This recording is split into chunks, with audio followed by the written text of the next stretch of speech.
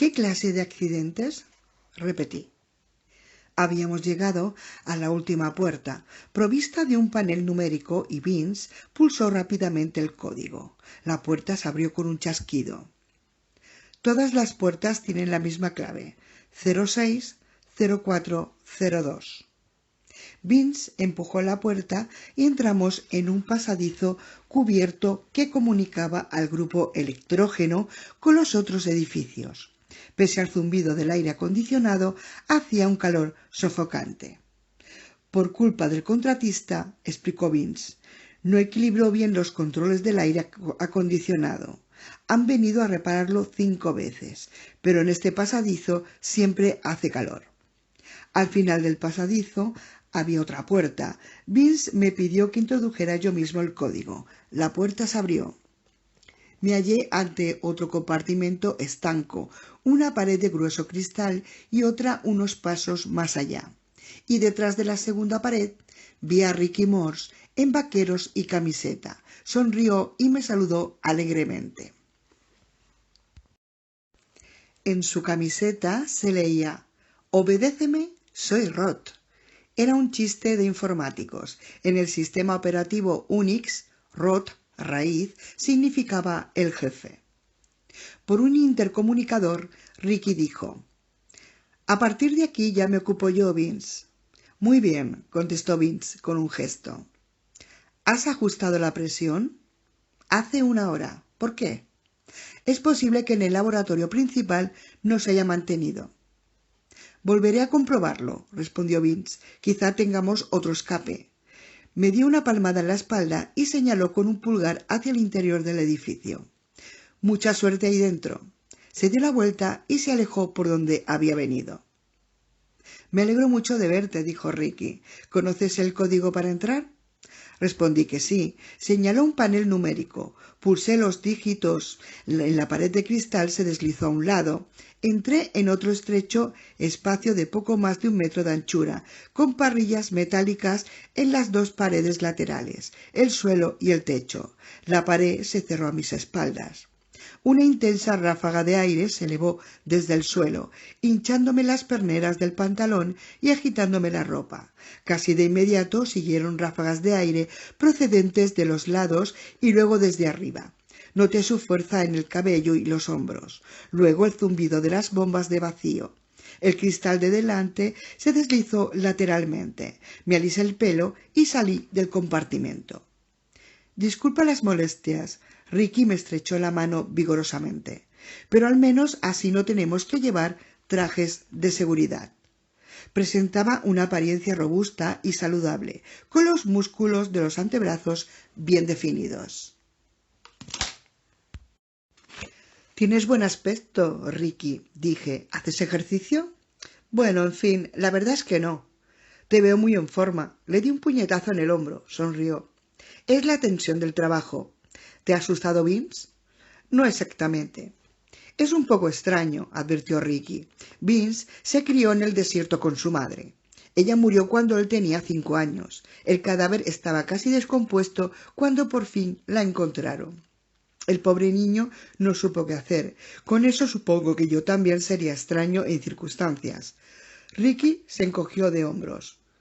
«Pero me alegra que estés aquí, Jack. Temía que no vinieras». Pese a la aparente buena salud de Ricky, empezaba a notarlo nervioso, crispado, con paso enérgico. Me guió por un pasadizo. «¿Cómo está Julia?» Se rompió un brazo y sufrió un fuerte golpe en la cabeza. Está bajo observación en el hospital, pero se recuperará. «Bien, eso está bien», asintió con la cabeza sin detenerse. «¿Quién se ocupa de los niños?» Le conté que había venido mi hermana. «¿Puedes quedarte un tiempo, pues? ¿Unos días?» «Supongo», dije. «Si me necesitáis tanto tiempo». Normalmente los asesores informáticos no pasan mucho tiempo en la empresa contratante. 1 día, quizá 2, no más. Ricky me miró por encima del hombro. ¿Te ha hablado Julia de este lugar?» «No, en realidad no». «¿Pero sabías que pasaba mucho tiempo aquí?» «Sí, claro, sí». En las últimas semanas venía casi a diario en el helicóptero y se quedó un par de noches. No sabía que le interesara tanto la fabricación, comenté. Ricky vaciló por un instante. Por fin dijo: «Bueno, Jack, esto es algo totalmente nuevo». Frunció el entrecejo. «¿De verdad no te ha contado nada?» «No, de verdad.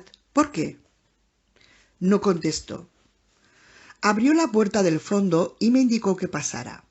Este es el módulo residencial, donde dormimos y comemos. El aire se notaba frío después del calor del pasadizo. Las paredes eran del mismo material liso utilizado en el resto de la fábrica. Se oía el zumbido grave y continuo de los acondicionadores de aire. En el pasillo había una serie de puertas. Una de ellas tenía mi nombre escrito con rotulador en un trozo de cinta adhesiva. Ricky abrió la puerta. «Hogar, dulce hogar, Jack». Era una habitación monástica, una cama pequeña, un diminuto escritorio con espacio suficiente solo para un monitor y un teclado. Sobre la cama, un estante para libros y ropa. Todos los muebles estaban revestidos de laminado plástico blanco. No habían huecos ni rejillas que pudieran contener partículas de polvo perdidas. Tampoco había ventana, pero una pantalla de cristal líquido ofrecía una vista del desierto. En la cama me habían dejado un reloj de plástico y un cinturón con hebilla de plástico. Me lo puse. «Deja tus cosas y te enseñaré las instalaciones», ofreció Ricky. Todavía con un paso enérgico me llevó a un salón de tamaño medio con un sofá y sillas en torno a una mesa baja con un tablón de anuncios en la pared. Todos los muebles eran del mismo laminado plástico.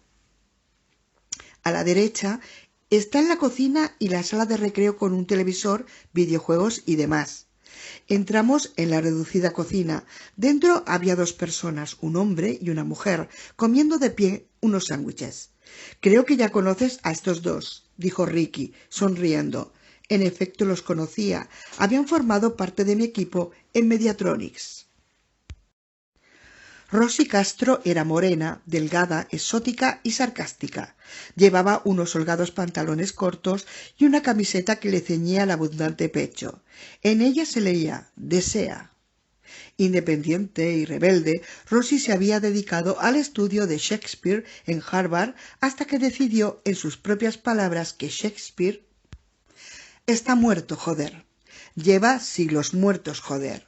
No hay nada nuevo que decir. ¿Qué sentido tiene?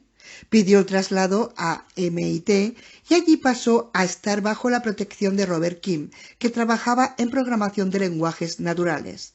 Demostró grandes aptitudes. Actualmente empezaba a verse la relación entre los programas de lenguajes naturales y el procesamiento distribuido, ya que por lo visto las personas evalúan una frase distintas de manera simultáneamente mientras la oyen. No esperan a acabar de oírla, sino que se forman expectativas de lo que va a venir.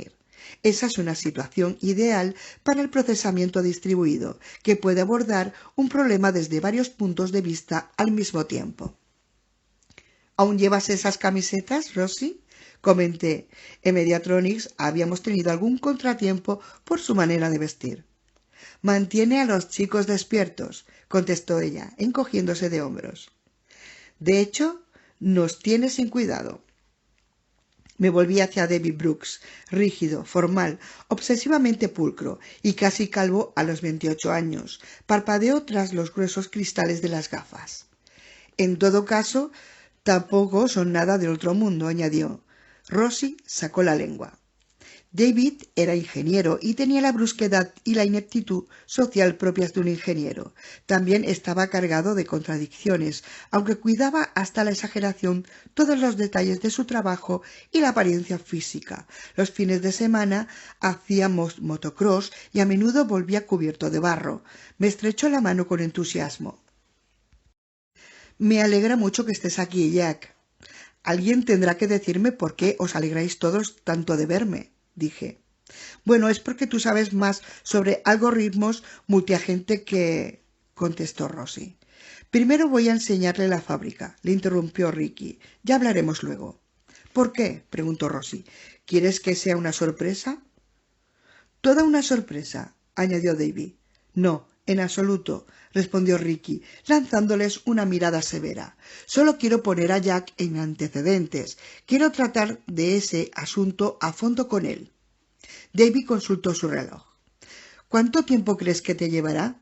Porque calculo que tenemos... He dicho que primero me dejes enseñarle la fábrica, por Dios, repitió Ricky, casi gruñendo. Me sorprendió. Nunca antes lo había visto perder el control, pero para Davy y Rosie esa actitud aparentemente no tenía nada de raro. Está bien, Ricky, está bien. Como digas, Ricky, tú mandas. Así es, yo mando, repuso Ricky, aún visiblemente irritado. Y por cierto, vuestro descanso ha terminado hace 10 minutos, así que volved al trabajo. Echo un vistazo a la sala de recreo contigua. ¿Dónde están los otros? Reparando los sensores del perímetro. ¿Queréis decir que están fuera? No, están en la sala de mantenimiento. Bobby cree que hay un problema de calibración en las unidades sensoras. Estupendo. ¿Ha informado alguien a Vince? No, es software. Bobby se ocupa de eso. En ese instante sonó mi teléfono móvil. Sorprendido, lo saqué del bolsillo. Me volví hacia los otros. ¿Funcionan aquí dentro los móviles? Sí, contestó Ricky. Tenemos cobertura. Reanudó su discusión con Davy y Rosie. Salí al pasillo y oí mis mensajes. Había solo uno, del hospital, referente a Julia. Tenemos entendido que usted es el marido de la señora Foreman. Llámenos lo antes posible. A esto seguía una extensión de un tal doctor Rana. Marqué el número de inmediato. La centralita me pasó con la unidad de cuidados intensivos. Pregunté por el doctor Rana y esperé hasta que atendió. Soy Jack Foreman, el marido de Julia Foreman. Ah, sí, señor Foreman, una agradable voz y melodiosa. Gracias por llamar. Por lo que sé, acompañó usted a su esposa al hospital anoche. ¿Sí? Entonces conocerá la gravedad de sus heridas, o quizá debería decir sus heridas potenciales. Tenemos la impresión de que necesita un examen completo de la fractura cervical y del hematoma subdural, y también de la fractura de pelvis. Sí, contesté, eso me dijeron anoche. ¿Hay algún problema? De hecho, sí. Su esposa rechaza el tratamiento. ¿Lo rechaza? Anoche nos permitió tomarle las radiografías y tratar las fracturas de la muñeca. Le explicamos que las radiografías son limitadas respecto a lo que nos permiten ver y que es muy importante para ella someterse a una resonancia magnética, pero se niega. ¿Por qué? Pregunté. Dice que no la necesita. Claro que la necesita, afirmé. Sí, así es, señor Foreman, colaboró el doctor Rana. No quiero alarmarle, pero lo que nos preocupa respecto a la fractura pélvica es la hemorragia masiva en el abdomen. En fin, está desangrándose. Eso podría causarle la muerte y en muy poco tiempo. ¿Qué quiere que haga? Nos gustaría que hablara con ella. Por supuesto, póngame con Julia. Lamentablemente en este momento están haciéndole unas radiografías más. ¿Podemos llamarle a algún número? ¿Al móvil? ¿De acuerdo? Una cosa más, señor Foreman. No hemos podido conseguir el historial psiquiátrico de su esposa. ¿Por qué? Se niega a hablar de eso. Me refiero al consumo de drogas, cualquier antecedente de trastornos en el comportamiento, esa clase de cosas. ¿Podría aclararnos esa cuestión? Lo intentaré. No quiero alarmarle, pero su mujer ha estado actuando, bueno, de un modo un tanto irracional, casi delirando en algún momento. Últimamente ha estado sometida a mucha tensión, expliqué. Sí, estoy seguro de que eso contribuye, comentó el doctor Rana diplomáticamente. Y ha sufrido graves heridas en la cabeza, que es necesario examinar más a fondo. No quiero alarmarle, pero debe serle franco. Según el especialista psiquiátrico, su esposa padece posiblemente un trastorno bipolar, un trastorno a causa de las drogas, o ambos a la vez. Ya. Y naturalmente estas dudas se nos plantean en el contexto de un accidente de tráfico en el que no intervino ningún otro coche.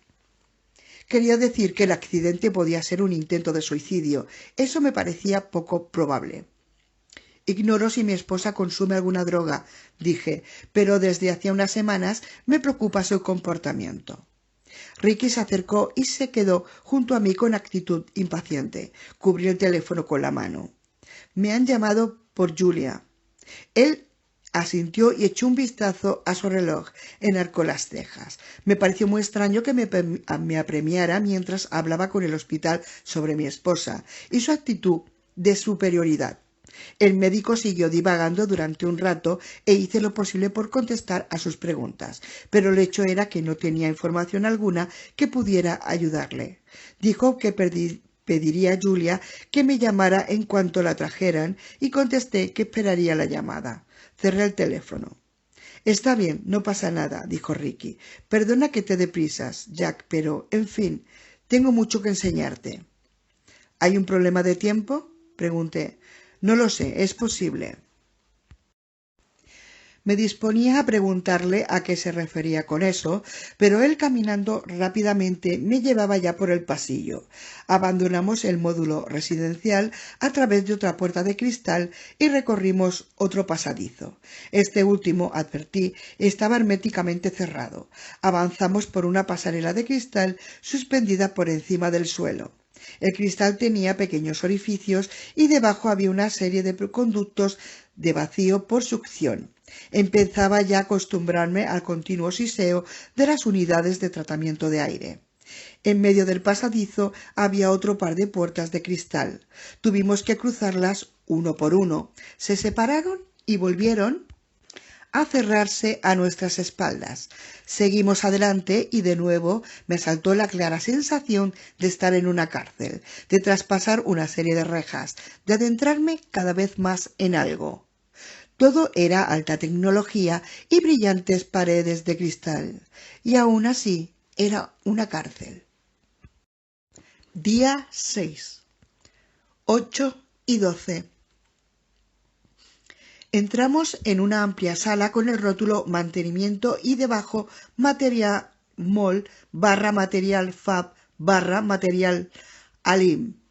Las palabras y las paredes y el techo estaban revestidos del habitual laminado plástico. En el suelo había amontonados grandes contenedores laminados. A la derecha vi una hilera de grandes hervidores de acero inoxidable bajo el nivel del suelo, con muchos tubos y válvulas alrededor, elevándose hasta el nivel de la planta superior. Tenía exactamente el mismo aspecto que una microcervecería, y me disponía a preguntar a Ricky qué era ello cuando dijo: «¿Así que estáis aquí?» Trabajando en una caja de empalmes, debajo de un monitor había otros 3 miembros de mi antiguo equipo. Adoptaron una expresión de culpabilidad cuando nos acercamos, como niños sorprendidos con las manos en el tarro de las galletas. Naturalmente, Bobby Lembeck era el jefe. A sus 35 años, Bobby supervisaba más código del que escribía, pero aún era capaz de escribir cuando se lo proponía.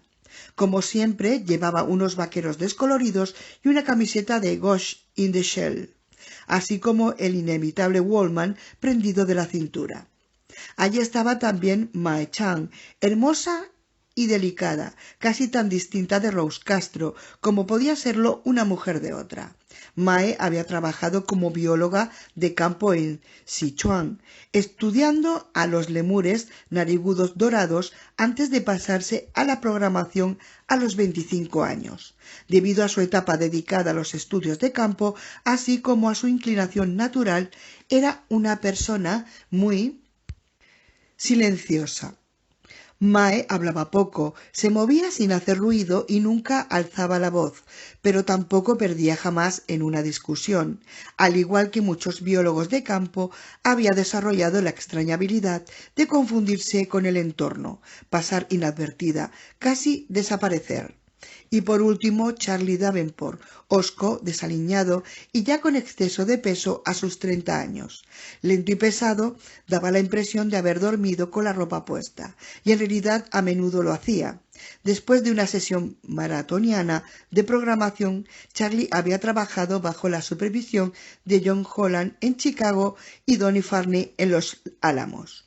Era un experto en algoritmos genéticos, la clase de programas que emulaba la selección natural para afinar las respuestas, pero tenía una personalidad irritante.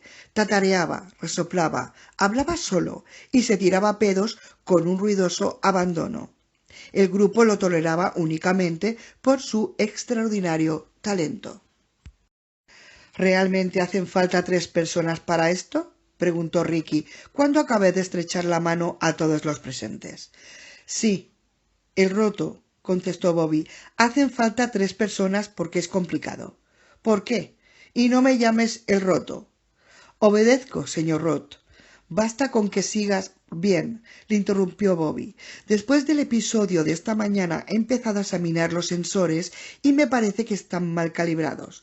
Pero como nadie puede salir a verificarlo, la cuestión es si tenemos una lectura incorrecta, si los sensores son defectuosos o si la señal de salida en el equipo interior se ajusta a la escala prevista. Mike conoce estos sensores, los utilizó en China. Yo ahora estoy revisando el código y Charlie está aquí porque no quiere irse y dejarnos en paz. Tengo cosas mejores que hacer, replicó Charlie, pero yo escribí los algoritmos que controlan los sensores y es necesario optimizar el código cuando ellos terminen. Simplemente espero a que acaben de tontear. Entonces optimizaré. Lanzó una elocuente mirada a Bobby. Ninguno de estos es capaz de optimizar una mierda. Bobby sí es capaz, terció Mae. Ya, si le deja 6 meses, quizás. Niños, intervino Ricky, no alborotéis delante de nuestro invitado. Sonreí apáticamente. En realidad no había entendido la conversación. Solo los observaba. Aquellos eran 3 de mis mejores programadores y en la época en que trabajaban para mí eran personas seguras de sí misma hasta la arrogancia. Ahora, en cambio, me asombraba su nerviosismo. Estaban todos crispados, inquietos, dispuestos a discutir por cualquier cosa. Y parándome a pensar, caí en la cuenta de que también Rosie y Davy tenían los nervios a flor de piel. Charlie empezó a tatarear de aquel modo tan irritante suyo. «Por Dios», saltó Bobby Lembeck, «¿no podéis decirle que se calle?» Charlie continuó tatareando. Charlie exhaló un largo y teatral suspiro y dejó de tatarear. «Gracias», dijo Bobby. Charlie alzó la vista al techo. «Muy bien», dijo Ricky, «daos prisa con esto y volved a vuestros puestos de trabajo». «De acuerdo. Quiero a todo el mundo en su sitio cuanto antes». «De acuerdo», contestó Bobby. «Hablo en serio. A vuestros puestos». «Bueno, Ricky». «Bueno. ¿Pero por qué no paras de hablar y nos dejas trabajar?» Dejando allí al grupo, Ricky me llevó a una pequeña habitación al otro extremo de la sala. «Ricky, estos chicos no se comportan como cuando trabajan para mí». «Sí, ya lo sé. En estos momentos todos estamos un poco tensos». «¿Y eso por qué?» «Por lo que está pasando aquí». «¿Y qué pasa aquí?» Se detuvo ante un reducido cubículo al otro lado de la habitación. Julia no podía contártelo porque era información confidencial. Introdujo una tarjeta en una ranura de la puerta. ¿Confidencial? Repetí. ¿La formación de imágenes médicas es confidencial? Se oyó el chasquido del pestillo y entramos. La puerta volvió a cerrarse. Vi una mesa, 2 sillas, un monitor y un teclado. Ricky se sentó y comenzó a teclear de inmediato. El proyecto de información de imágenes médicas surgió solo de pasada, explicó. Era una aplicación comercial menor de la tecnología que estábamos desarrollando. Ya. ¿Y qué tecnología es esa? Militar. ¿Chimos trabaja en el área militar? Sí, bajo contrato.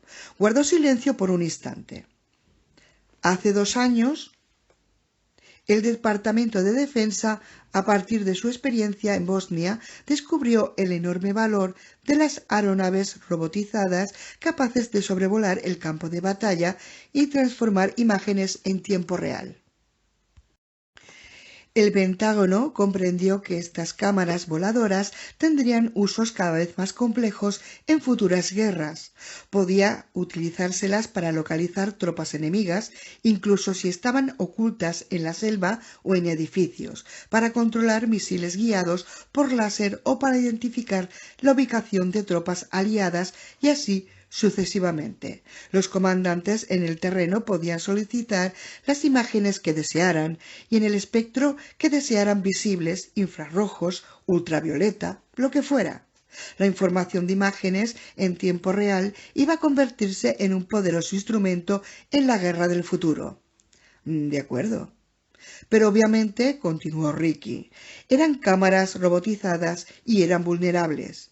Podía abatírselas como a palomas. El Pentágono quería una cámara que no pudiera derribarse. Pensaban en algo muy pequeño, quizá del tamaño de una libélula, un blanco demasiado pequeño para alcanzarlo. Pero había problemas con el suministro de energía, las diminutas superficies de control y la resolución debido al uso de lentes tan pequeñas. Necesitaban una lente mayor. Asentí con la cabeza. Así que concebisteis un enjambre de nanocomponentes. Así es. Ricky señaló el monitor, donde un grupo de puntos negros giraba y dando vueltas en el aire como aves. Una nube de componentes permitiría tener una cámara con la lente tan grande como fuera necesario, y sería imposible abatirla porque una bala simplemente traspasaría la nube. Además, podría dispersarse, tal como se dispersa una bandada de pájaros por efecto de un disparo. Entonces la cámara sería invisible hasta volver a recuperarse. Por tanto, parecía la solución ideal. El Pentágono nos concedió 3 años de financiación con fondos de la DARPA, Agencia de Proyectos Avanzados de Investigación para la Defensa. Y empezamos a crear la cámara. De inmediato, claro está, se puso de manifiesto que teníamos un problema con la inteligencia distribuida.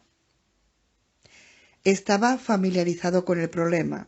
Las nanopartículas de la nube debían dotarse de una inteligencia rudimentaria, de modo que pudieran interactuar entre sí para constituir una bandada que guiara en el aire.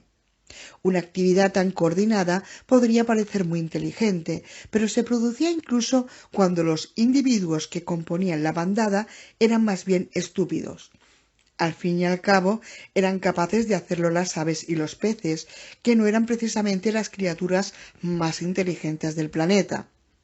La mayoría de la gente que observa una bandada de aves o un banco de peces da por supuesto que hay un guía y que los otros animales lo siguen. Eso se debe a que los seres humanos, como casi todos los mamíferos sociales, tienen jefes de grupo. Sin embargo, las aves y los peces no tienen guías. Sus grupos no se organizan de ese modo. El minucioso estudio del comportamiento de bandadas, videoanálisis fotograma a fotograma, demuestra que de hecho no hay guía. Las aves y los peces responden a unos cuantos estímulos sencillos transmitidos entre los individuos y el resultado es el comportamiento coordinado. Pero nadie lo controla, nadie lo dirige. Nadie lo guía.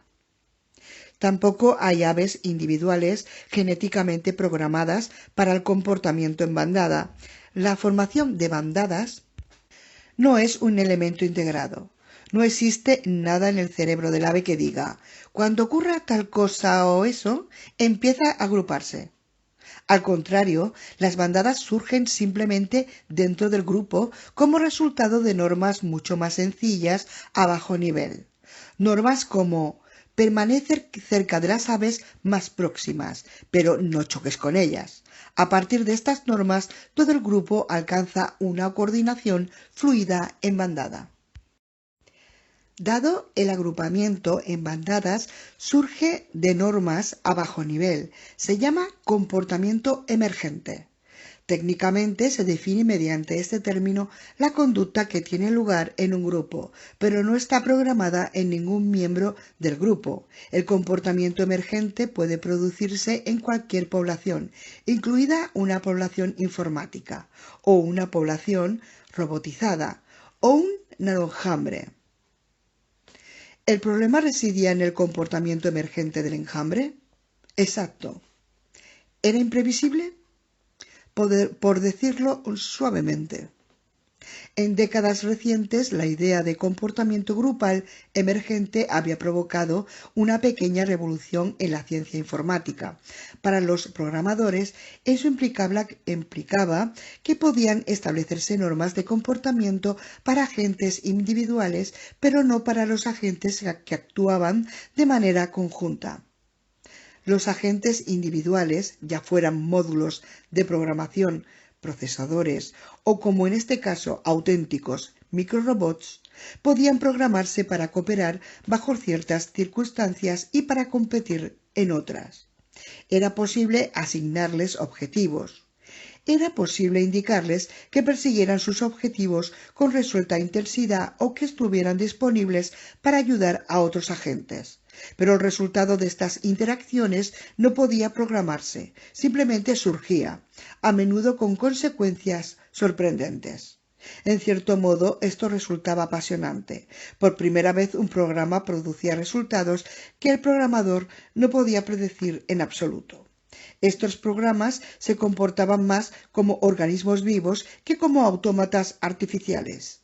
Este hecho entusiasmaba a los programadores, pero también causaba frustración, porque el comportamiento emergente era errático.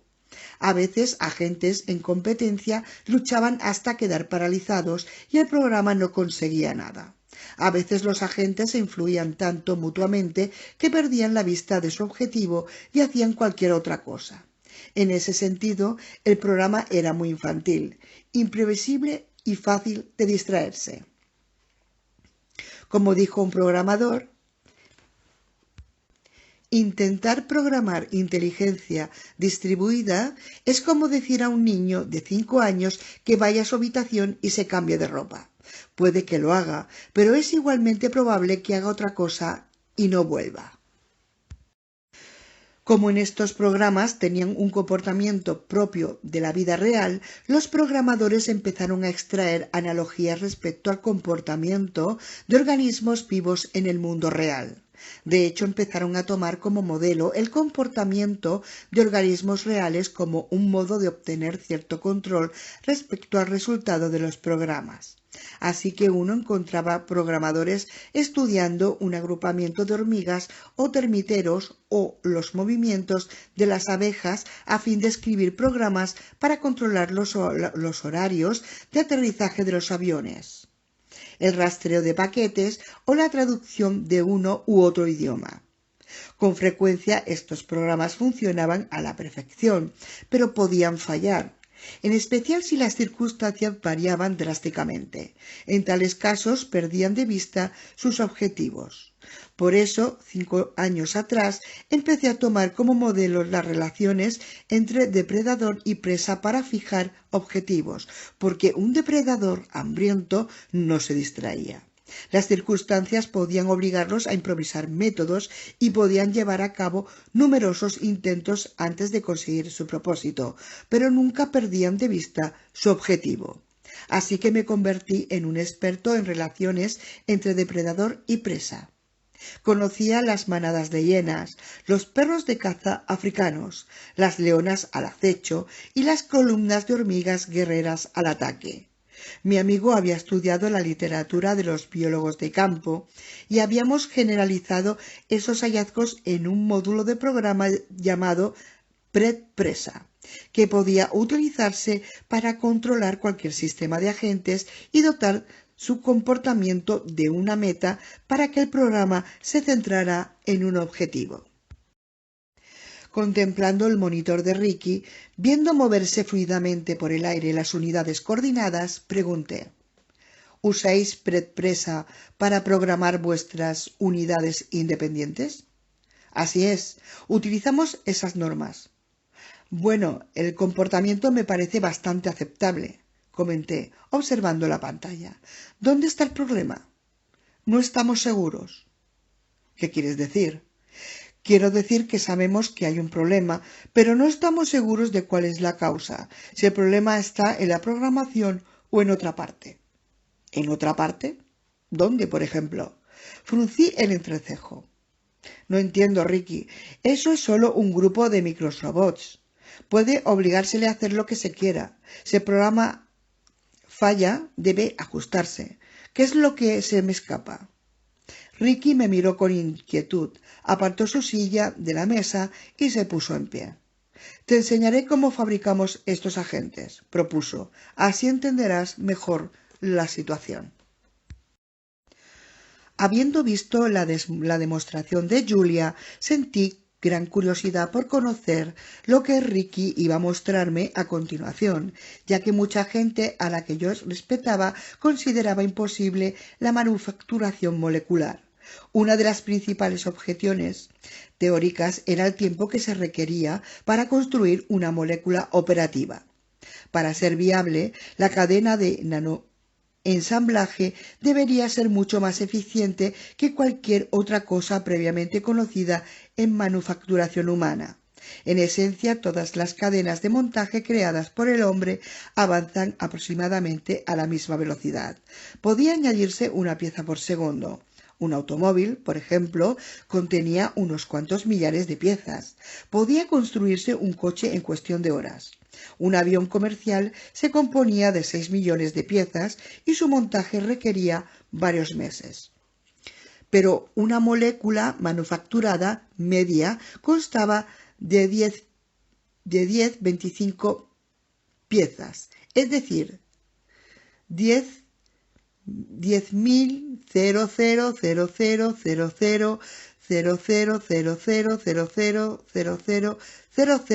piezas. A efectos prácticos, esta cifra era inimaginablemente grande. El cerebro humano era incapaz de abarcarla. No obstante, los cálculos mostraban que incluso si pudiera ensamblarse a un ritmo de 1 millón de piezas por segundo, el tiempo necesario para completar una molécula seguiría siendo de 3.000 billones de años, más que la edad conocida del universo, y eso representaba un problema. Se le conocía como el problema del tiempo de construcción. Si hacéis manufacturación industrial, empecé a decir, eso es lo que hacemos, sí. Se sobreentiende, pues, que debéis de haber resuelto el problema del tiempo de construcción. Así es. ¿Cómo? Espera y lo verás. La mayoría de los científicos suponían que este problema se resolvería mediante la construcción a partir de subunidades de mayor tamaño, fragmentos moleculares compuestos de miles de millones de átomos. Eso reduciría el tiempo de ensamblaje a un par de años. Entonces, con un autoensamblaje parcial podría acortarse el tiempo a unas horas, quizá incluso una sola hora. Pero aún con posteriores depuraciones sería un desafío teórico producir cantidades comerciales del producto, ya que el objetivo no era fabricar una sola molécula en una hora. El objetivo era fabricar varios kilos de moléculas en una hora. Nadie había concebido jamás la manera de hacerlo. Pasamos frente a un par de laboratorios, uno de ellos con el aspecto de un laboratorio de microbiología o genética corriente.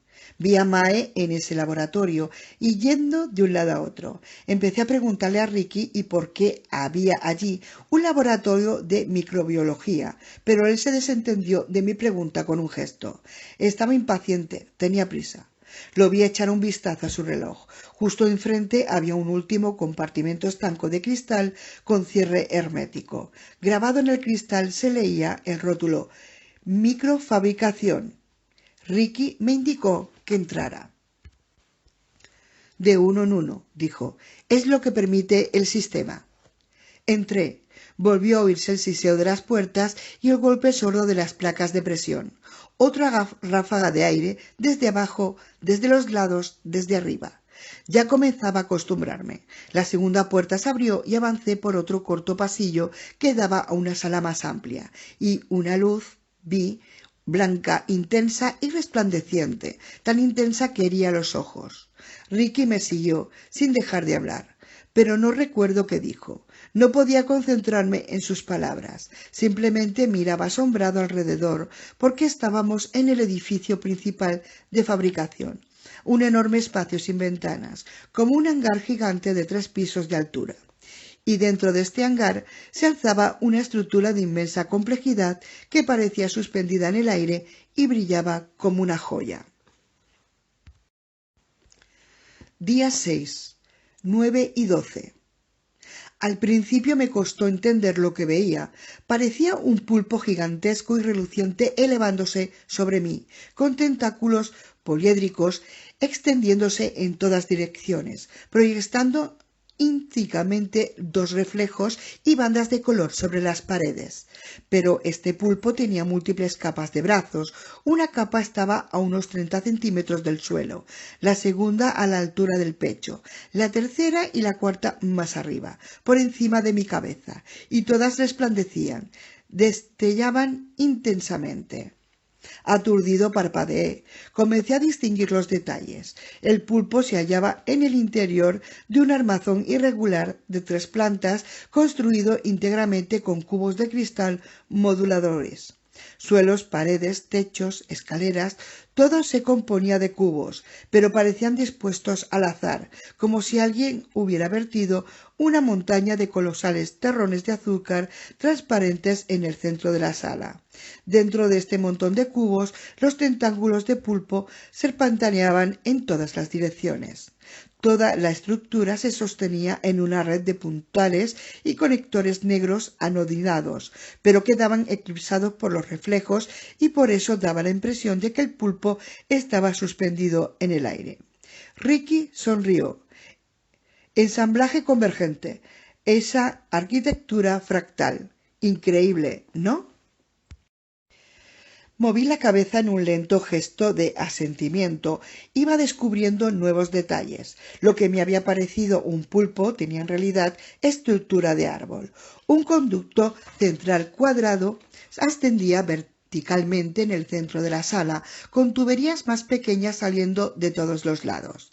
De estas ramas partían tubos aún menores y de estos, a su vez, otros todavía más pequeños. Los más delgados tenían el grosor de un lápiz.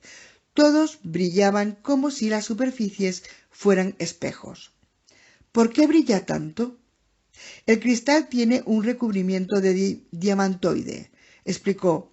A nivel molecular, el cristal es como un queso suizo. Está lleno de agujeros y desde luego es un líquido, así que los átomos lo traspasan. ¿Recubrís el cristal, pues? En efecto, es necesario. En el interior de aquel reluciente bosque de cristal ramificado, Davy y Rosie se movían tomando notas, ajustando válvulas, consultando ordenadores de mano. Comprendí que tenía ante mí una descomunal cadena de ensamblaje en paralelo. Diminutos fragmentos de moléculas se introducían en los tubos más pequeños y a estos se agregaban átomos. Cuando concluía ese proceso, pasaban a los tubos siguientes de mayor tamaño, donde se añadían más átomos. De este modo las moléculas avanzaban progresivamente hacia el centro de la estructura hasta que se completaba el ensamblaje. Entonces se descargaban en el tubo central. Exactamente, dijo Ricky. Es lo mismo que una cadena de montaje de automóviles, salvo que esta es a escala molecular. Las moléculas empiezan en los extremos y descienden hacia el centro. Incorporamos una secuencia proteica aquí y un grupo metilo allá, tal como se añadirían las puertas y las ruedas en un coche. Al final de la cadena sale una estructura molecular nueva hecha a medida, construida conforme a nuestras especificaciones. ¿Y los distintos brazos? Producen moléculas distintas, por eso los brazos tienen un aspecto distinto. En diversos lugares, los tentáculos del pulpo atravesaban un túnel de acero reforzado con gruesos pernos para la conducción en vacío. En otros lugares, un cubo parecía recubierto de placas de aislante de plata y cerca vi depósitos de nitrógeno líquido. En esta sección se generaban temperaturas extremadamente bajas. Esas son nuestras salas criogénicas, aclaró Ricky. Nada extraordinario. Unos 70 grados bajo cero a lo sumo. Ven, te lo enseñaré. Me guió a través del complejo por pasarelas de cristal. En algunos sitios unos cuantos peldaños nos permitían pasar por encima de los brazos inferiores. Ricky enumeraba sin cesar datos técnicos, tubos con camisa de vacío, separadores de fase metálicos, válvulas esféricas de retención. Cuando llegamos al cubo aislado, abrió la pesada puerta revelando dos pequeñas habitaciones. Parecían cámaras frigoríficas y cada una de las puertas tenía una pequeña ventana de cristal. En ese momento todo estaba a temperatura ambiente. Aquí puede haber dos temperaturas distintas, explicó. Pueden cambiarse si se quiere, pero normalmente el proceso está automatizado.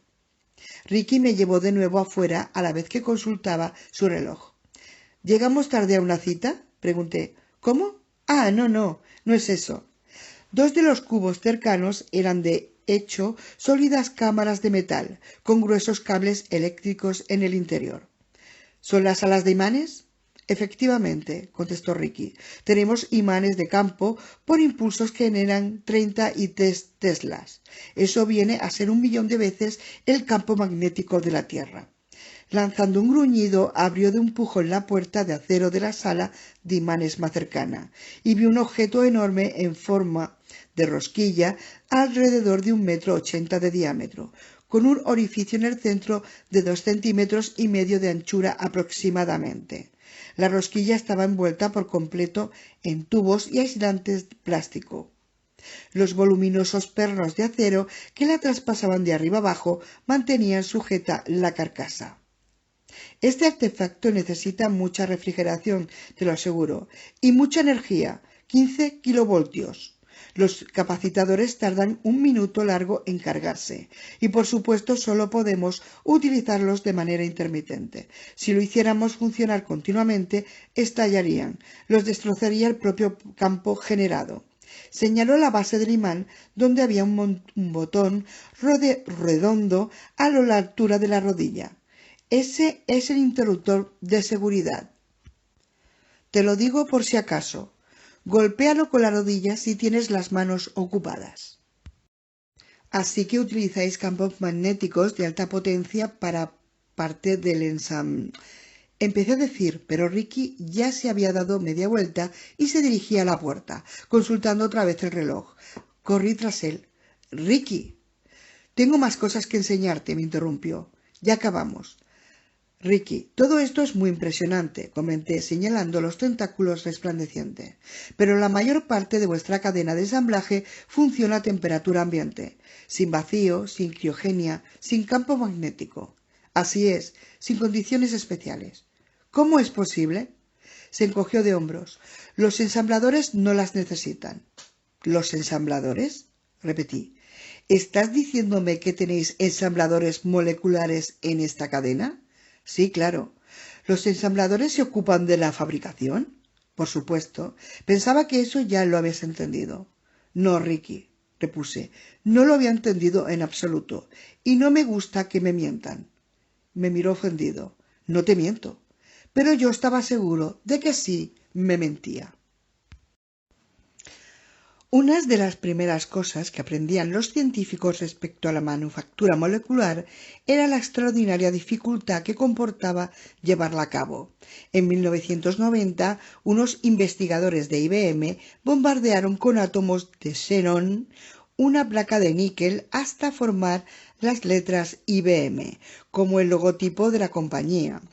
El logotipo completo tenía una longitud de unas 10.000 milonésimas de pulgada y solo podía verse con un microscopio electrónico, pero fue muy llamativo visualmente y recibió mucha publicidad. IBM dejó que la gente pensara que aquello era una prueba de concepto, una puerta abierta a la manufacturación molecular. Sin embargo, fue un truco publicitario más que otra cosa, puesto que manipular átomos aislados para agruparlos de una forma específica era un trabajo lento, laborioso y muy caro. Los investigadores de IBM tardaron todo un día en desplazar 35 átomos. Nadie creyó que fuera posible crear una tecnología totalmente nueva de este modo. En lugar de eso, la mayoría de la gente creyó que con el tiempo los nanoingenieros encontrarían la manera de construir ensambladores, máquinas moleculares que podían producir moléculas específicas del mismo modo que una máquina de cojinetes producía cojinetes. La nueva tecnología se basaría en máquinas moleculares para crear productos moleculares. Era un concepto interesante, pero los problemas prácticos eran desalentadores, dado que los ensambladores eran mucho más complejos que las moléculas que producían. Los intentos de diseñarlos y construirlos habían planteado varias y serias dificultades desde el principio. Que yo supiera, ningún laboratorio del mundo lo había conseguido. Sin embargo, ahora Ricky me decía, como si tal cosa, que Chismos podía construir ensambladores moleculares que fabricaban moléculas para la empresa. Y no le creí. Llevaba toda la vida trabajando en tecnología y había desarrollado cierto olfato respecto a qué era posible y qué no. Pasos de gigante como aquel sencillamente no existían. Nunca habían existido. Las tecnologías eran una forma de conocimiento y, como todo conocimiento, crecían, evolucionaban y maduraban. Creer lo contrario era creer que los hermanos Wright podían construir un cohete y volar a la luna en vez de recorrer cientos metros por aire sobre dunas de arena a bordo del Kitty Hawk. La nanotecnología estaba aún en la fase del Kitty Hawk. Vamos, Ricky, dije, ¿cómo lo hacéis en realidad? Los detalles técnicos no son lo más importante, Jack. ¿Qué gilipollez es esa? Claro que son importantes. Jack, dijo con su sonrisa más convincente, ¿de verdad piensas que estoy mintiéndote? Sí, Ricky, respondí, lo pienso. Alcé la vista y contemplé los tentáculos del pulpo. Rodeado de cristal, vi mi propio reflejo docenas de veces en las superficies que tenía alrededor. Era confuso, desorientador. Intentando concentrarme, bajé la vista y noté que, pese a que habíamos pasado por pasarelas de cristal, algunas secciones del suelo también eran de cristal. Una sección se hallaba a corta distancia. Caminé hacia ella a través del cristal. Vi tuberías y conductos de acero por debajo del nivel del suelo. Una de las series de tuberías me llamó la atención, porque iba desde el cuarto de almacenamiento hacia un cubo de cristal cercano y allí salían del suelo y ascendían, subdividiéndose en tubos de menor diámetro. Aquel era, supuse, el material de alimentación, la masa de materia orgánica que se transformaría en moléculas acabadas al final de la cadena de ensamblaje. Bajando de nuevo la vista, seguí las tuberías con la mirada hasta el punto por donde salían del cuarto contiguo. Ese empalme era también de cristal. Vi los fondos curvos de acero de los grandes hervidores en que me había fijado antes, los depósitos que había tomado por una microcervecería, porque sin duda era eso lo que parecía, una pequeña cervecería, maquinaria para fermentación controlada, para crecimiento microbiano controlado, y de pronto comprendí qué era en realidad. «Eres un hijo de puta», dije. Ricky volvió a sonreír e hizo un gesto de indiferencia. Sirve para hacer el trabajo», contestó. Los hervidores del cuarto contiguo eran efecto depósitos para el crecimiento microbiano controlado, pero Ricky no hacía cerveza, creaba microbios, y no me cabía la menor duda de cuál era la razón. Incapaz de construir auténticos nanoensambladores, Chismos utilizaba bacterias para producir sus moléculas. Eso era ingeniería genética, no nanotecnología. Bueno, no exactamente, dijo Ricky cuando se lo comenté, pero admito que estamos utilizando una tecnología híbrida. Tampoco es tan extraño, ¿no? Eso era cierto. Desde hacía al menos una década los observadores venían pronosticando que con el tiempo la ingeniería genética, la programación informática y la nanotecnología se unirían. Todas se dedicaban a actividades similares e interrelacionadas.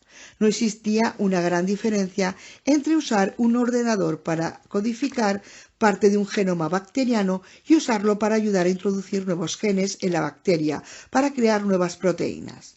No existía gran diferencia entre crear una nueva bacteria para producir, por ejemplo, moléculas de insulina y crear un ensamblador micromecánico artificial para producir nuevas moléculas. Todo tenía lugar a un nivel molecular.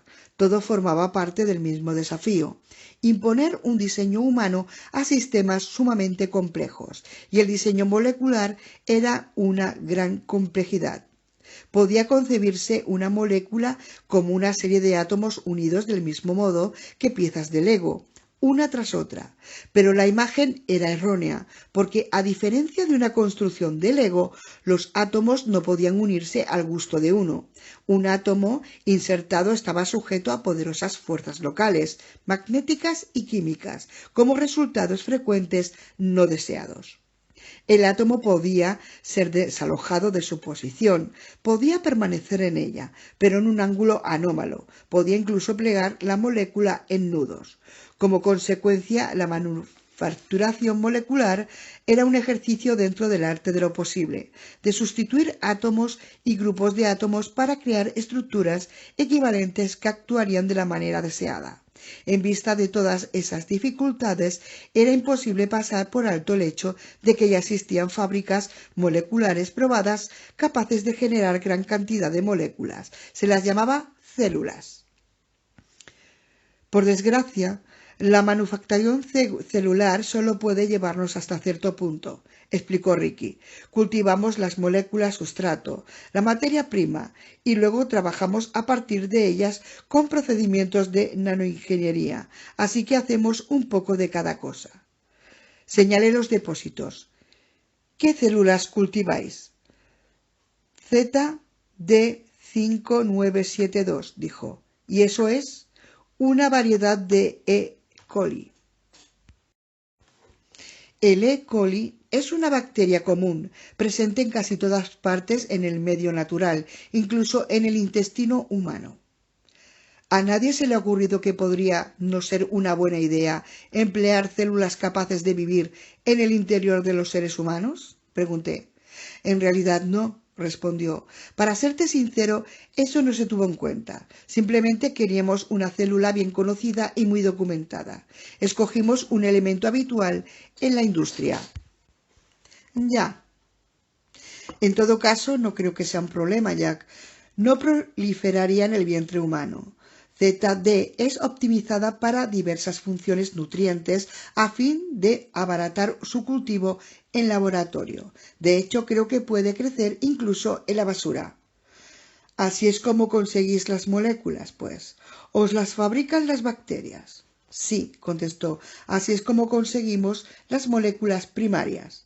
Cultivamos 27 moléculas primarias. Se unen en ambientes con temperaturas relativamente altas, donde los átomos son activos y se mezclan rápidamente. ¿Por eso hace aquí tanto calor? Sí.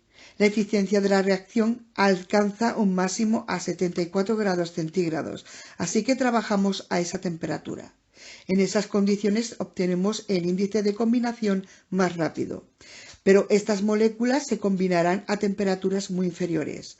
Incluso entre 1 y 4 grados se conseguirá cierta cantidad de combinación molecular.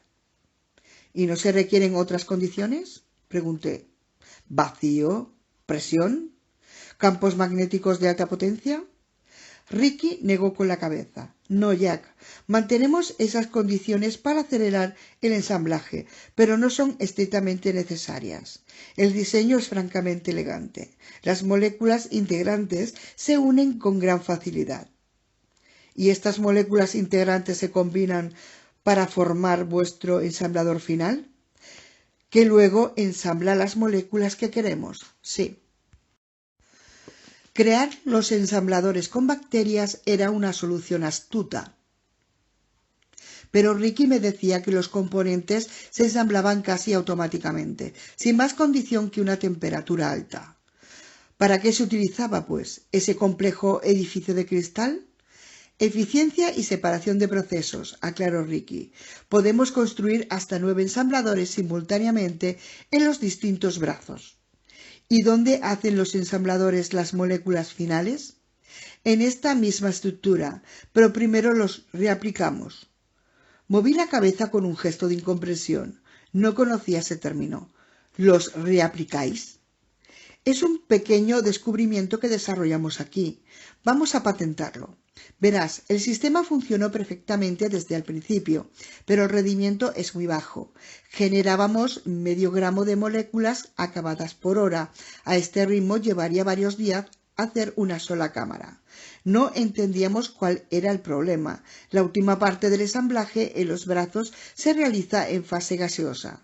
Resultó que los ensambladores moleculares eran pesados y tendían a depositarse en el fondo. Las bacterias formaban una capa sobre ellos, liberando las moléculas integrantes, que eran más ligeras y flotaban a mayor altura. Así que los ensambladores apenas entraban en contacto con las moléculas que debían ensamblar. Probamos tecnología de mezclado, pero no sirvieron. ¿Y qué hicisteis? Modificamos el diseño de los ensambladores para crear una base lipotrófica que se adhiere a las superficies de bacterias. Eso mejoró el contacto de los ensambladores con las moléculas integrantes y de inmediato el rendimiento se quintuplicó. ¿Y ahora vuestros ensambladores se posan en las bacterias? Exacto. Se adhieren a la membrana exterior de la célula. En un terminal cercano, Ricky hizo aparecer el diseño del ensamblador en la pantalla plana del monitor. El ensamblador parecería una especie de molinete, una serie de brazos en espiral que parecían en distintas direcciones y un denso nudo de átomos en el centro. Es fractal, como he dicho, continuó Ricky, así que tiene más o menos el mismo aspecto en órdenes de magnitud menores. Soltó una carcajada. Es como el chiste de la torre de tortugas. Pulsó más teclas. En todo caso, aquí tienes la configuración acoplada. Nota del autor. Anécdota popularizada por Stephen Hawking. Alude a una absurda hipótesis según la cual la Tierra sería una plataforma plana colocada sobre el caparazón de una tortuga gigante, que a su vez se sostendría en una columna infinita de tortugas. Esa es la bacteria Beta D, dijo Ricky, con el ensamblador sobre ella. Mientras observaba, se acoplaron varios molinetes más. ¿Y estos ensambladores crean las unidades de cámara? Exacto. Volvió a teclear. Vi una nueva imagen. Esta es nuestra micromáquina, la cámara final. Tú has visto la versión para la corriente sanguínea. Esta es la versión para el pentágono, mucho mayor y concebida para moverse por el aire. Lo que estás viendo es un helicóptero molecular. ¿Dónde está la hélice?, pregunté. No tiene. Esta máquina utiliza esas pequeñas protuberancias redondas que ves ahí, dispuestas en ángulo. Esos son los monitores. De hecho, las máquinas se desplazan trepando por la viscosidad del aire. ¿Trepando? ¿Por dónde? Por la viscosidad del aire, sonrió. A nivel de micromáquina, ¿recuerdas? Es un mundo totalmente nuevo, Jack. Por innovador que fuera el diseño, Ricky estaba condicionado por las especificaciones técnicas del Pentágono para el producto y el producto no rendía como se esperaba.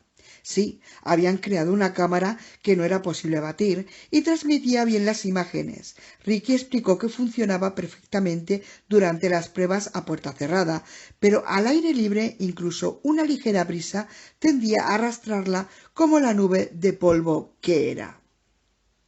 El equipo de ingenieros de Chimos intentaba modificar las unidades para aumentar la movilidad, sin éxito hasta el momento. Entretanto, el Departamento de Defensa decidió que las limitaciones del diseño eran insalvables y se habían echado atrás en cuanto al nanoproyecto. Se había anulado el contrato de Chimos y en 6 semanas el Departamento de Defensa iba a irrumpir la financiación.